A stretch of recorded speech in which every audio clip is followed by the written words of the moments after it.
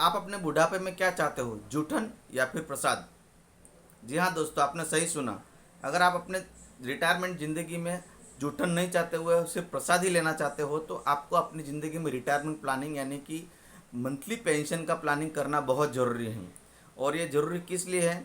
क्योंकि देखिए, बिजनेस में एक सर्टेन अमाउंट तक, सर्टेन एज तक आपको बिजनेस में पूरी तरह से एक्टिव रहता है और वो काम कर पाता है। सर्टेन एज से मतलब है मेरा 60, 62, 65 और ज़्यादा से ज़्यादा 68 से 70 साल। लेकिन 70 साल के बाद में, एक एज के बाद में उसको रिटायरमेंट लेना ही होता है, क्योंकि उस टाइम को बॉडी के जो सेंसेस है वो पूरी तरह से काम नहीं कर पाते कई बार, और व्यक्ति डिपेंडेंट हो जाता है किसी और के ऊपर। सेम ऐसा ही सैलरीड पर्सन है, अगर वो 58 या फिर 60 की एज में अगर वो रिटायर्ड हो रहा है, तो उसको रिटायरमेंट के टाइम पे उसको फिक्स पेंशन मंथली मिलता रहे, इस तरह से कोई प्लानिंग होना चाहिए।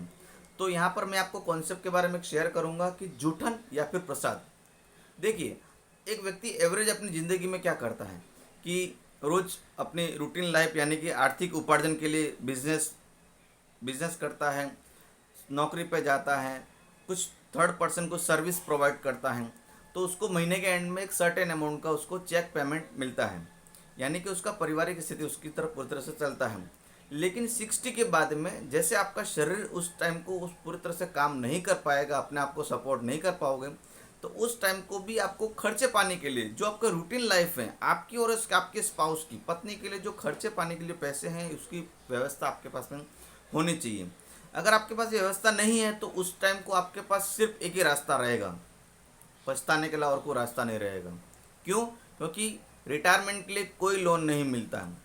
मैरिज के लिए लोन मिलता है, गाड़ी के लिए लोन मिलता है, मकान के लिए लोन मिलता है, फॉरेन एजुकेशन के लिए लोन मिलता है, लेकिन रिटायरमेंट पेंशन के लिए कोई लोन नहीं मिलता है।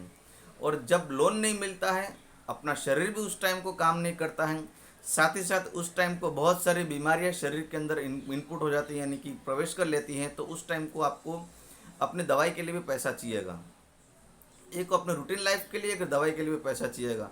तो आपके पास में एक पेंशन प्लान परफेक्टली, जब आपको हर महीने की 1 तारीख को आपके बैंक अकाउंट में आपको पैसा देता रहे, ऐसा एक रिटायरमेंट प्लानिंग होना कंपलसरी है। देखिए, अब यहाँ पर जूठन और प्रसाद वाला कॉन्सेप्ट किस तरह से काम करता है मैं बताऊँ। देखिए, आपने अगर महीने का भी 50,000 रुपया कमाए, तो 50,000 में से सबसे पहले आपको क्या करना है कि उसमें से 20 to 30%, अगर आप 20% बचा सके तो दी बेस्ट है, अदरवाइज 30% भी बचा सकते हैं। 30% यानी कि 15,000 रुपया आपको अपनी सेविंग के लिए निकाल लेना है। उस 15,000 का 2 पोर्शन होगा, एक 5,000 रुपया, एक 10,000 रुपया, यानी 10% और 20%। 20% जो होगा वो लॉन्ग टर्म सेविंग के लिए होगा, आपकी पेंशन के लिए प्लानिंग होगा। 10% जो होगा वो इमरजेंसी फंड भी हो सकता है, या फिर अर्लियर 2 से 5 साल के अंदर आपको कुछ भी, किसी तरह से कोई भी फंड के पैसे की जरूरत पड़ सकती है, उसके लिए प्लानिंग हो सकता है। तो आपको क्या करना है, उसके अंदर सेविंग करने का एक फॉर्मूला है। आप अर्निंग करते हो माइनस सेविंग आगे एक्सपेंस इक्वल टू बचत, रिटायरमेंट प्लानिंग। लेकिन जनरली लोग इस फॉर्मूला को फॉलो नहीं करते। वो किस तरह का फॉर्मूला फॉलो करते हैं, उनको सिंपल एक ही आदत होती है कि पैसा आया खर्चा कर दिया, यानी एक्सपेंस कर दिया, और उसमें से जो बचा वो जूठन ही होता है, वो जूठन बचा हुआ, और उस बचा हुआ पैसे में से रिटायरमेंट प्लानिंग या और कोई सेविंग का प्लानिंग करते हैं, वो प्रॉपरली हो नहीं पाता, क्योंकि वो आपकी लक्ष्य को पूरा नहीं करता है। तो यहाँ पर जूठन और प्रसाद का कॉन्सेप्ट इस तरह है कि आपको जूठन नहीं लेना है, क्योंकि जूठन को किसी में, जूठन के लिए किसी को इंटरेस्ट नहीं है, सिर्फ प्रसाद में इंटरेस्ट है लोगों को। आई होप दोस्तों, मैं रिटायरमेंट प्लानिंग में जूठन और प्रसाद वाला कॉन्सेप्ट आपको क्लियर कर पाएँ। अगर आपके मन में कुछ भी सवाल हो तो आप कमेंट बॉक्स में ज़रूर मुझे शेयर करिएगा, और अपने दोस्तों, फ्रेंड्स, फैमिली के साथ भी ये वीडियो जरूर शेयर करिएगा। Thank you.